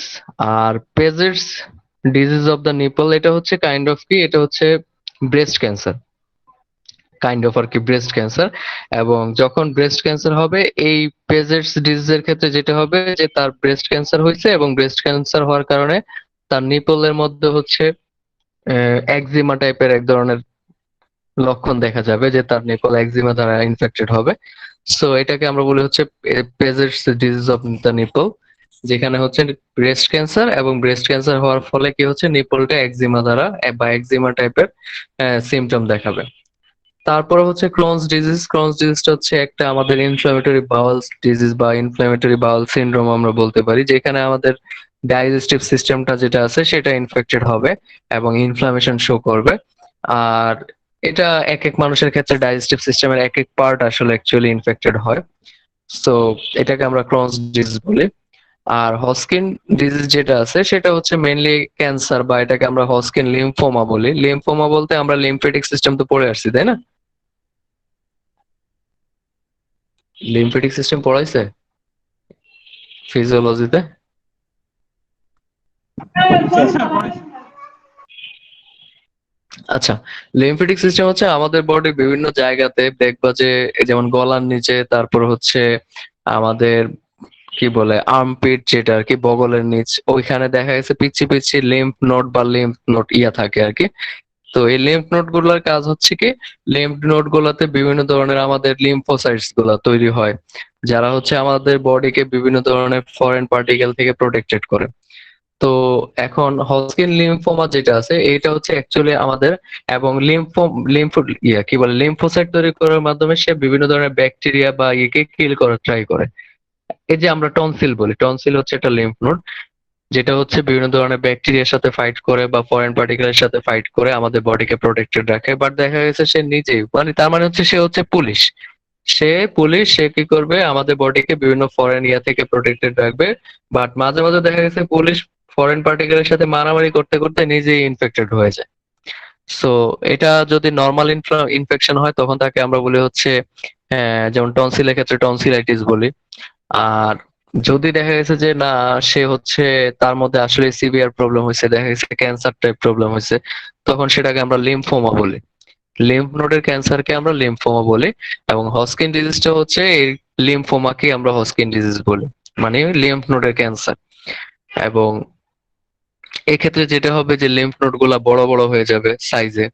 তারপর হচ্ছে আশেপাশের যত জায়গাতে লিম্ফ নোড আছে সব জায়গায় লিম্ফ নোড গুলা ফুলে যাবে। তারপর আস্তে আস্তে দেখা গেছে মাসেল বোন এগুলাতে পেইন হবে, লাং ইনফেক্টেড হবে। তো এটাই হচ্ছে মোটামুটি হস্কিন ডিজিজের ইয়া, যে হস্কিন ডিজিজটা হচ্ছে অ্যাকচুয়ালি কি লিম্ফ নোডের ক্যান্সার, বা যেটাকে আমরা লিম্ফোমা নামে চিনি। আচ্ছা, আর রিড স্টার্নবার্গ সেল যেটা, সেটা হচ্ছে এই লিম্ফোমা হইলেই যেটা হবে যে সেলের ভিতরে নিউক্লিয়াসটা বাইলোবড বা দুইটা লোব বা দুইটা ভাগে পাওয়া যাবে। মানে এটা হচ্ছে কাইন্ড অফ হস্কিন ডিজিজেরই একটা ডায়াগনোসিস। যে হস্কিন ডিজিজ যদি কারো হয় বা লিম্ফোমা যদি কারো হয়, তাহলে ওই লিম্ফোমা থেকে সেল বা লিম্ফ নোড থেকে সেল নিয়ে যদি আমরা অবজার্ভ করি, তাহলে দেখতে পারবো যে ওই সেলটার ভিতরে নিউক্লিয়াসটা বাইলোবড আছে। এটা কাইন্ড অফ ডায়াগনোসিস, একটা প্রসেস। বাইলোড মানে হচ্ছে দুইটা লোবে বিভক্ত, দুইটা ভাগে বিভক্ত হয়ে থাকবে নিউক্লিয়াসটা। নিউক্লিয়াসটা তো নর্মালি একটা ভাগ, মানে অর্গানেলস, বাট সে দেখা গেছে তখন দুইটা ভাগে বিভক্ত হয়ে প্রেজেন্ট থাকবে। বুঝছি এগুলা? হ্যাঁ। জি স্যার। আচ্ছা, তাহলে মোস্তাফিজই বলো। মোস্তাফিজ বলবো হচ্ছে যে এই যে ক্রোনস ডিজিজ এটা আসলে কোন ইয়াটাকে ইনফেক্ট করে বলো তো দেখি, বডির কোন পার্টটাকে ইনফেক্টেড করে? স্যার লুমেন লিগিউমকে টার্মিনেট করে আর আমাদের, হ্যাঁ, আমাদের বডির যে ডাইজেস্টিভ সিস্টেম আছে সেটার ইনফ্লামেশন অ্যাকচুয়ালি, সেটা হচ্ছে ক্রোনস ডিজিজ। সো আমি যদি আবার একটু সামারাইজ করি ডিজিজ গুলাকে, তাহলে গ্রেভস ডিজিজটা হচ্ছে কিসের? গ্রেভস ডিজিজটা হচ্ছে আমাদের থাইরয়েড গ্ল্যান্ডের ডিজিজ। মানে মোটামুটি কতটুকু তোমার জানতেই হবে আর কি। যেমন গ্রেভস ডিজিজ হচ্ছে থাইরয়েড গ্ল্যান্ডের একটা ডিজিজ, যেখানে থাইরয়েড গ্ল্যান্ডের অ্যাক্টিভিটি বেড়ে যায়। তারপর হচ্ছে পেজেটস ডিজিজ যেটা, সেটা হচ্ছে অ্যাকচুয়ালি ব্রেস্ট ক্যান্সার, যেখানে দেখা গেছে নিপলের মধ্যে একজিমা টাইপের এক ধরনের সিমটম দেখা যায় বা সাইন দেখা যায়। ক্রোনস ডিজিজটা হচ্ছে আমাদের ইনফ্লামেশন অফ বাওয়েল, বা যেটাকে আমরা বলতে পারি হচ্ছে আমাদের ডাইজেস্টিভ সিস্টেমের ইনফ্লামেশন। হস্কিন ডিজিজটা হচ্ছে অ্যাকচুয়ালি ক্যান্সার একটা, যেটা হচ্ছে কিসের লিম্ফেটিক সিস্টেম বা লিম্ফ নোডের ক্যান্সার, যেটাকে আমরা লিম্ফোমা বলি। আর রেড স্টার্নবার্গ সেলটা হচ্ছে কি অ্যাকচুয়ালি ওই মানে লিম্ফোমা হওয়ার পরে লিম্ফোমার যে সেলগুলো আছে সেগুলার একটা ক্যারেক্টারিস্টিক, যেখানে সেলগুলোতে নিউক্লিয়াসটা বাইলোবড থাকবে বা দুইটা লোবে বিভক্ত থাকবে। ওকে, ফাইন। তাহলে লাস্ট যেটা আছে সেটা হচ্ছে সিনড্রোম। সিনড্রোমটা হচ্ছে কি, syndrome is combination of sign and symptom. Sign সিমটমের দুইটার কম্বিনেশনটাকে আমরা বলি হচ্ছে সিনড্রোম, এবং এই সিনড্রোমের মাধ্যমে আমরা হচ্ছে কোন একটা ডিজিজকে আইডেন্টিফাই করতে পারি। তো এখানে দুইটা সিনড্রোমের কথা বলছে, একটা হচ্ছে নেফ্রোটিক সিনড্রোম। নেফ্রোটিক সিনড্রোম কাকে আমরা বলবো? দেখো, কারো দেখা গেছে যে কারো, আমরা তো জানি যে ব্লাডের মধ্যে বিভিন্ন ধরনের প্লাজমা প্রোটিন থাকে, জানি না?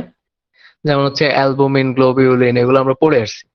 এখন দেখা গেল কোন একজন মানুষ যে যার বডি, যাকে ডায়াগনোসিস করে দেখা গেল যে, বা ইউরিন পরীক্ষা করে দেখা গেল যে ইউরিনের মধ্যে অ্যালবুমিন আছে প্রচুর পরিমাণে, তার মানে হচ্ছে তার ইউরিনের সাথে বডির যে প্লাজমা প্রোটিন আছে অ্যালবুমিন, সেটা বেশি পরিমাণে বের হয়ে যাচ্ছে। তারপর দেখা গেছে যে তার ব্লাডে যখন টেস্ট করলাম অ্যালবুমিন লেভেল কেমন আছে, দেখা গেল যে ব্লাডে অ্যালবুমিন লেভেল কমে গেছে, এবং তার দেখা গেল যে তার বডির বিভিন্ন অংশে পানি জমে গেছে, ফুলে গেছে। এখন এই যে তিনটা বৈশিষ্ট্যের কথা বললাম, বা তিনটা সাইন সিমটমের কথা আমি বললাম, যে তার ইউরিনের মধ্যে অ্যালবুমিন আছে, যেটা ব্লাডের প্লাজমা প্রোটিন, তার ব্লাডের প্লাজমাতে যে অ্যালবুমিন লেভেল থাকার কথা ছিল যে পরিমাণে, সেই পরিমাণে নাই, কম আছে, এবং তার বডির বিভিন্ন জায়গায় ফুলে গেছে। এবং এই তিনটা সাইন সিমটম দেখে আমরা বুঝতে পারবো যে তার নিশ্চিত কিডনি প্রবলেম আছে, যেটাকে আমরা নেফ্রোটিক সিনড্রোম বলি। এই তিনটা সিনড্রোমকে আমরা কি বলতেছি? Nephrotic syndrome. এবং এই তিনটা সিমটম দেখে আমরা তাকে একটা ডায়াগনোসিস করে ফেললাম, বা তার একটা ডিজিজ সম্পর্কে আমরা প্রিডিক্ট করে ফেললাম যে নিশ্চিত তার কিডনি প্রবলেম আছে, দ্যাটস ওয়াই তার এই সাইন সিমটম গুলো আমরা দেখতে পাচ্ছি। বুঝতে পারছে? তো সাইন সিনড্রোমটা হচ্ছে combination of sign and symptom, যেটা তোমাকে হেল্প করবে কোন একটা ডিজিজকে ডায়াগনোসিস করতে। একটা উদাহরণ আমরা এখানে বলছি হচ্ছে নেফ্রোটিক সিনড্রোম, যেটা হচ্ছে কি তিনটা সিমটমের কথা বললাম আমরা, সাইন সিমটম, যেটা হচ্ছে কিসের? অ্যাকচুয়ালি কিডনি ডিজিজের ডায়াগনোসিস হিসেবে আমরা ইউজ করতে পারি। আর আরেকটা এখানে বলা হয়েছে যে কাশিং সিনড্রোম, যেটা আর কি, সেটা হচ্ছে কি হবে যে তোমার এক্ষেত্রে যে আমাদের অ্যাড্রেনাল গ্ল্যান্ড আছে, যেটা হচ্ছে দুই কিডনির উপরে থাকে গ্ল্যান্ডটা, এই অ্যাড্রেনাল গ্ল্যান্ডের আউটার পার্ট, যেটাকে অ্যাড্রেনাল কর্টেক্স বলা হয়, ওইখানে যদি কোনো ধরনের প্রবলেম হয়, বা অ্যাড্রেনাল কর্টেক্স থেকে বিভিন্ন ধরনের হরমোন নিঃসরণ হয়, এখন ওই অ্যাড্রেনাল কর্টেক্স যদি কোনোভাবে ইনফেক্টেড হয়, তাহলে তুমি কি ধরনের সাইন সিমটম দেখবা? যেমন অবিসিটি হবে, তার মানে হচ্ছে মানুষটা মোটা হয়ে যাবে। তারপর হিরসুটিজম হবে। হিরসুটিজম মানে হচ্ছে তোমার বডির যেই জায়গাগুলোতে অ্যাকচুয়ালি তোমার লোম ওঠার কথা না, সেই সব জায়গাগুলোতে তোমার হেয়ার গ্রোথ হবে। যেমন হচ্ছে তোমার হাতের তালুতে তো মানে হেয়ার গ্রো করার কথা না, হেয়ার গ্রো করবে। সো ইটস কাইন্ড অফ, তোমার মনে করো মানে মেয়েদের ক্ষেত্রে মেল লাইক প্যাটার্নের কি হবে? হেয়ার গ্রোথ হবে। তারপর হচ্ছে হাইপারটেনশন হবে। এই যে তিনটা সিমটম, এটা হচ্ছে কি হবে? অবিসিটি হবে, হিরসুটিজম হবে, আর হচ্ছে হাইপারটেনশন হবে। এই তিনটা যদি থাকে কোনো একটা পেশেন্টের মধ্যে, তখন আমরা বলতে পারি যে তার এটা হচ্ছে কি অ্যাড্রিনাল কর্টেক্স ডিজিজের কারণে হচ্ছে। সো স্যার বুঝছি তো নাকি? হ্যাঁ সরোয়ার বলো। স্যার এই যে কাচিং সিনড্রোম যেটা আছে ওটা স্যার এক্সেস কর্টিসল যদি থাকে বডিতে ওই জন্য হয় না হুম। স্যার? কর্টিসলের পরিমাণ হ্যাঁ যদি হ্যাঁ হ্যাঁ দেহে তুমি, বেড়ে যায়। হ্যাঁ হ্যাঁ হ্যাঁ হ্যাঁ, তার মানে অ্যাড্রিনাল কর্টেক্স থেকে কর্টিসল নামক যে হরমোনটা আছে সেটা নিঃসরণ হয়, তাই তো? জি এখন স্যার। ওইটা যদি তোমার মনে করো বেশি বেশি পরিমাণে নিঃসরণ হবে, এখন না, এটা আমি এখানে যেটা বলতে চাচ্ছিলাম অ্যাকচুয়ালি যে অ্যাড্রিনাল কর্টেক্সে যদি কোনো ধরনের প্রবলেম হয়, সেটা তোমার সেই ক্ষেত্রে তুমি এই তিনটা সাইন সিমটম দেখতে পাবো। একটা হচ্ছে তার হাইপারটেনশন দেখতে পারবা, একটা হচ্ছে তার হিরসুটিজম দেখতে পারবা, আর একটা হচ্ছে তার ওবিসিটি, এটা দেখতে পারবা। এখন হিরসুটিজমের একটা উদাহরণ যদি আমি বলি, যেমন বাজারে অনেকগুলা দেখবা ওষুধ আছে, যেমন ট্রুগেইন নামে একটা ওষুধ আছে, যেটা হচ্ছে দেখবা অনেক ইয়াং পোলাপান ইউজ করে এখন, যে দাড়ি উঠতেছে না, দাড়ি ওঠার জন্য। তো ট্রুগেনটা হচ্ছে অ্যাকচুয়ালি, এই ড্রাগটা হচ্ছে মেইনলি তোমার অ্যান্টি হাইপারটেনসিভ একটা ড্রাগ হিসেবে ফার্স্টে বাজারে আনা হয়েছিল। পরবর্তীতে দেখা গেছে যে এটা সাইড ইফেক্ট হচ্ছে তোমার যেই যে জায়গাগুলোতে হেয়ার গ্রোথ হওয়ার কথা না, ওইসব জায়গাগুলোতেও হেয়ার গ্রোথ হচ্ছিল। এই জন্য এটা এটা একটা সাইড ইফেক্ট ছিল, যেটার কারণে এটাকে বন্ধ করে দেওয়া হয়। পরবর্তীতে এখন এটাকে দেখা গেছে যাদের মাথায় চুল নাই, চিন্তা করলো আচ্ছা তাহলে এটাকে ওই কাজে ইউজ করা যাইতে পারে, যে চুল গজানোর কাজে। ঠিক আছে? আর আমি মেইনলি যেটা এখানে বলতে চাচ্ছিলাম যে সিনড্রোমটা হচ্ছে combination of sign and symptom, এবং এটা আমাদেরকে কোন একটা ডিজিজের ডায়াগনোসিসে হেল্প করে। এবং এক্ষেত্রে আমরা এখানে বললাম যে ফার্স্টে কাশিং সিনড্রোমের ক্ষেত্রে যেটা বললাম যে তিনটা সাইন সিমটম থাকবে, এটা দেখে আমরা বুঝতে পারবো যে তার অ্যাড্রেনাল কর্টেক্স এর প্রবলেম আছে। এবং অ্যাড্রেনাল কর্টেক্স এর প্রবলেম, আরেকটা জিনিস তুমি যেটা বললা যে কাউসার যেটা সরোয়ার যেটা বললা যে এই ক্ষেত্রে আমাদের দেখা গেল যে কর্টিসল যে হরমোনটা আছে সেটার পরিমাণও বেড়ে যায় এই ডিজিজটা হইলে। নেফ্রোটিক সিন্ড্রোমের ক্ষেত্রে আমরা বললাম শুরুতেই তার দেখা গেছে যে হাত পায়ে পানি জমে যাবে যেহেতু কিডনি কাজ করতেছে না। তারপর হচ্ছে তার ইউরিনের মধ্যে দেখা গেছে অ্যালবুমিন পাওয়া যাবে। তারপর দেখা গেছে তার ব্লাডে অ্যালবুমিনের পরিমাণ কম পাওয়া যাবে। সো এই যে কম্বিনেশন এগুলো দেখে আমরা বুঝতে পারবো যে তার কিডনিতে কোনো একটা প্রবলেম আছে। বুঝছি সবাই? হুম। হ্যালো। জি স্যার। আচ্ছা,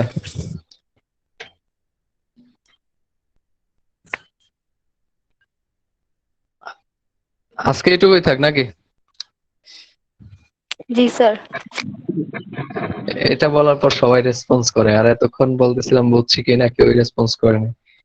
নাকি আরো পড়াবো, আর একটু পড়াবো?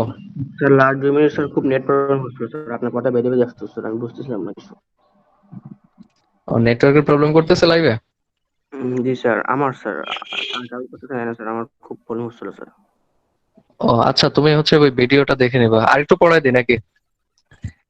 অল্প একটু, আর 2টা স্লাইড পড়াই, ঠিক আছে?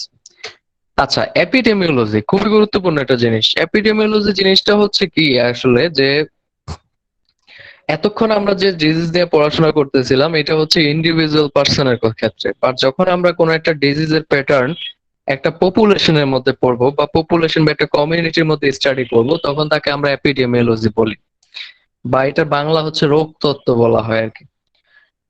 এটা শুরু হয়েছিল অনেক আগে, বাট এটার জনক হচ্ছে মেইনলি জন স্নো নামক একজন বিজ্ঞানী আছে, বা এপিডেমিওলজিস্ট বলা যায় আর কি, যিনি হচ্ছে ফার্স্ট এটাকে করেন, সাইন্টিফিক্যালি ব্যাখ্যা দেওয়ার চেষ্টা করেন, এবং তাকে এপিডেমিওলজির জনক বলা হয়। এপিডেমিওলজির জনক হচ্ছেন জন স্নো। এবং সে যেটা করছিল যে লন্ডনে একটা সময় 1850-54 দিকে আর কি অনেক মানুষ মারা যাচ্ছিল কলেরা হয়ে। তো কলেরা হয়ে মারা যাওয়ার ফলে তো এটা নিয়ে অনেক গবেষণা চলতেছিল। তো একজন ওনাদেরই যে লন্ডন যে শহরটাতে হচ্ছিল ওই শহরের একজন কাউন্সিলরই মেবি, তিনি একটা বর্ণনা বা একটা থিওরি দিলেন যে দূষিত বাতাসের ফলে কলেরা হচ্ছে। এবং যেহেতু তিনি একজন ভালো পাওয়ারফুল লোক ছিলেন, তার এই থিওরিটা সবাই বিশ্বাস করছে, অ্যাডপ্ট করছে। বাট জন স্নো যেটা আবিষ্কার করলেন যে এই কলেরা যে মানুষদের মধ্যে হচ্ছে, যে মানুষগুলো কলেরা দ্বারা ইনফেক্টেড হচ্ছে, মেইনলি ওই মানুষগুলো একটা নদীর পাড়ে বসবাস করে। তো তিনি ধারণা করলেন যে নিশ্চিত এই নদীর পানির সাথে, এবং তারা ওই নদীর পানিটা ইউজ করে, তো তিনি যেটা বললেন যে নিশ্চিত এই নদীর পানির সাথে কলেরার রিলেশন আছে, এবং তিনি ওইটাকে বের করার চেষ্টা করছিলেন। যদিও তার থিওরিটা ওই সময়টাতে অ্যাকসেপ্টেড হয় নাই, যেটা হচ্ছে কাউন্সিলর যে থিওরিটা দিছিল যে দূষিত বাতাসের কারণে কলেরা হচ্ছে, ওইটাই অ্যাকসেপ্টেড হয়ে গেছিল যেহেতু সে পাওয়ারফুল লোক ছিল। বাট জন স্নোর এই এক্সপ্লানেশনটা পরবর্তীতে আবার মানুষজন গবেষণা করে দেখছে যে না, জন স্নো যেটা দিচ্ছে যে তারা সবাই সেম ওই নদীর পানিটা ইউজ করতো, এবং ওইটার কারণে ওই নদীর পানিতে কলেরার জীবাণু ছিল, এই কারণে কলেরা হয়ে মানুষ মারা গেছে, প্রায় 600-র মতো মানুষ মারা গেছিল। তো এপিডেমিওলজির স্টাডিটা ওইখান থেকে মেইনলি সাইন্টিফিক্যালি শুরু হয়েছিল। এবং এপিডেমিওলজিটা হচ্ছে কি ডিজিজের স্টাডিটা যখন আমরা পপুলেশন লেভেলে করব, নট ইন্ডিভিজুয়াল লেভেল, এবং এক্ষেত্রে আমরা দেখার চেষ্টা করব যে কজ ডিজিজটা কেন হচ্ছে এবং ডিজিজটা কিভাবে ছড়াচ্ছে, যেটা জন স্নো দেখছিল যে জিনিসটা ছড়াচ্ছে নদীর পানির মাধ্যমে ডিজিজটা, এবং এটার জন্য কলেরার জীবাণু দায়ী। এটা স্টাডি করা হচ্ছে এপিডেমিওলজিতে। আচ্ছা, এবং এটা করলে লাভটা আমাদের কি, যে এপিডেমিওলজিক্যাল যে স্টাডিটা একটা পপুলেশনের মধ্যে স্টাডি করলে আমাদের আসলে লাভটা কি? তো শুরুতেই আমাদের লাভ যেটা, যেহেতু আমরা এখানে কজ আইডেন্টিফাই করতেছি, সো আমরা ডিজিজটার কজ বা ইটিওলজি সম্পর্কে জানতে পারবো, যে কোন প্যাথোজেনের কারণে ডিজিজটা হয়েছে এটা আমরা বুঝতে পারবো। সেকেন্ড আমাদের লাভ যেটা, যে আমরা এটার জন্য প্রিভেনশন নিতে পারবো, যেটা থেকে বাঁচার জন্য আমরা কি কি করতে পারি। তারপর আমরা হচ্ছে বিভিন্ন মেডিকেল ফ্যাসিলিটিস অ্যাভেলেবেল করতে পারবো, প্লাস হচ্ছে আমাদের ডিজিজের আর্লি ডায়াগনোসিস আমরা করতে পারবো। এটা অ্যাকচুয়ালি মেইনলি এপিডেমিওলজিক স্টাডি যদি কোনো একটা দেশ করে থাকে, তাহলে ওই দেশের সরকার বা ওই দেশের যে গভর্নমেন্ট আছে তাদের জন্য ডিসিশনটা নেওয়া ইজি হয়। সে ফর এক্সাম্পল এখন মনে করো যে বাংলাদেশে করোনা পেশেন্ট কত আক্রান্ত হচ্ছে, কোন এজ গ্রুপে বেশি আক্রান্ত হচ্ছে, কোন প্রফেশনের মানুষ বেশি আক্রান্ত হচ্ছে, কিভাবে তারা আক্রান্ত হচ্ছে, এই ডেটাগুলো যদি গভর্নমেন্টের কাছে থাকতো তাহলে কিন্তু সে প্রত্যেকটা স্টেজকে ধরে ধরে ধরে ধরে কারেক্ট করতে পারতো যে এই প্রফেশনে ইনফেক্টেড হচ্ছে, তার মানে আমার তাদেরকে করার জন্য, প্রোটেক্ট করার জন্য আমার এটা করা উচিত। এই প্রফেশন যেহেতু ব্যাংক, মনে করো ফর এক্সাম্পল ব্যাংকে যারা চাকরি করে তারা বেশি ইনফেক্টেড হচ্ছে, তাহলে আমাকে কি করতে হবে, তাদের জন্য প্রোটেকশন বেশি দিতে হবে, বেশি প্রোটেক্টিভ মেজার্স আমার নিতে হবে তাদের জন্য। কথা বলছি? হ্যালো? জি স্যার। তার মানে এপিডেমিওলজিক স্টাডি কোন একটা ডিজিজের ওই দেশের গভর্নমেন্টকে দেখবা বিভিন্ন ধরনের সার্ভে, যেমন আমরা কিছুদিন আগে একটা কোভিড-19 এর নলেজ অ্যাটিটিউড প্র্যাকটিস বেস একটা সার্ভে করতেছিলাম। তো এই ডেটাটা থাকলে যেটা হবে যে রিফ্লেকশন পাওয়া যাবে যে বাংলাদেশের মানুষ কি আসলে কোভিড-19 সম্পর্কে জানে কি। ইটস কাইন্ড অফ এপিডেমিওলজিক স্টাডি, যে তুমি দেখতেছো যে মানুষের এই রোগটা সম্পর্কে তাদের পারসেপশন, কনসেপ্ট বা নলেজ, তুমি এটা দেখতেছো।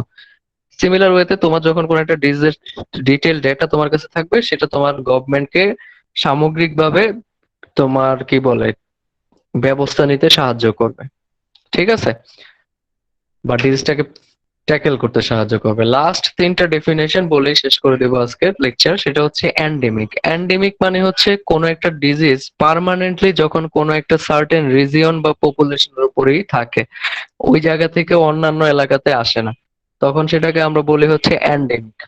যেমন ম্যালেরিয়ার কথা বলা হচ্ছে, আফ্রিকান মানুষ বেশি পরিমাণে ম্যালেরিয়া দ্বারা ইনফেক্টেড হয়, অন্যান্য এলাকার মানুষও হয়, বাট আফ্রিকানরা কন্টিনিউয়াসলি এবং সব সময় ইনফেক্টেড হয়, এবং এটা আফ্রিকানদের উপরই বেশি পরিমাণে হয়। সো এটাকে আমরা আফ্রিকানদের জন্য এন্ডেমিক বলতে পারি। যেমন কোন একটা ডিজিজ মনে করো একটা এলাকার মানুষের মধ্যেই হয়, অন্য এলাকার মানুষের মধ্যে খুব একটা হয় না। হয় না, খুব একটা হয় না বলতে এখানে বলতে হয় না যে তা না, বাট কম, সেটাকে আমরা এন্ডেমিক ডিজিজ বলি। অ্যাপিডেমিকটা হচ্ছে কোন একটা ডিজিজে যখন একই টাইমে অনেকগুলা পপুলেশন বা কমিউনিটিকে ইনফেক্টেড করবে, তখন তাকে আমরা বলি হচ্ছে অ্যাপিডেমিক। আর প্যান্ডেমিকটা হচ্ছে যখন হোল ওয়ার্ল্ড ইনফেক্টেড হবে কোন একটা ডিজিজ দ্বারা, যেমন কোভিড-19। আমরা বলি না COVID-19 is a pandemic situation just because এটা পুরো পৃথিবীতে সেম টাইমে হয়েছে এবং পুরো পৃথিবীকে ইনফেক্টেড করছে। সো প্যান্ডেমিক মানে হচ্ছে হোল ওয়ার্ল্ড যখন ইনফেক্টেড হবে তখন তাকে আমরা বলি হচ্ছে প্যান্ডেমিক। এপিডেমিকটা হচ্ছে যখন একই টাইমে কয়েকটা কমিউনিটি বা পপুলেশনের মধ্যে ইনফেকশনটা ছড়াবে, সেটাকে আমরা বলি হচ্ছে এপিডেমিক। আর এন্ডেমিকটা হচ্ছে জাস্ট একটা রিজিয়ন বা একটা পপুলেশনের মধ্যে বা একটা কমিউনিটির মধ্যে যখন সীমাবদ্ধ থাকবে। এটার এক্সাম্পল হচ্ছে যেমন ম্যালেরিয়া, যেটা আফ্রিকাতে হতো। তো এই হচ্ছে মোটামুটি আজকের লেকচার। তারপরে আর অল্প একটু বাকি আছে আমাদের, যেটা আমরা নেক্সট দিন কমপ্লিট করে ফেলবো, মেবি ঈদের পরে। ঠিক আছে? Okay sir. তো তোমাদের যাদের নেটওয়ার্ক প্রবলেমের কারণে বোঝো নাই, তারা হচ্ছে ভিডিওটা দেখে নিবা। ভিডিওটা আমি এখন ডাউনলোড দিয়ে ইউটিউবে আপলোড দিয়ে দিব না, স্যার এবং আমার তোমাদের প্রবলেম ছিল। হ্যাঁ হ্যাঁ, কি হয়েছে? স্যার পিএলসির পাশাপাশি গুগল ক্লাসরুমে আপলোড দেওয়া যায় না স্যার? জি স্যার, না এটা অ্যাকচুয়ালি, দিলে ভালো হইতো স্যার। আচ্ছা আমরা আমাদের রেকর্ডিংটা বড় বড় হয়ে যাচ্ছে, আমরা একটু রেকর্ডিংটা অফ করে দিচ্ছি।